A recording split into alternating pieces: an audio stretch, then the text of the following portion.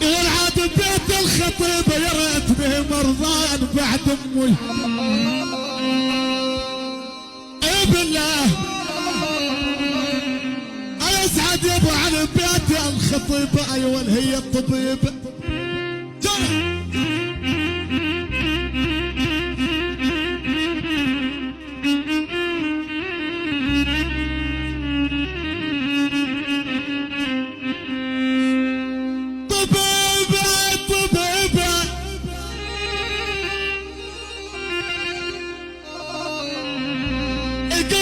تسعد هي اخي يوم ما والله هي الطبيبة هي الطبيبة.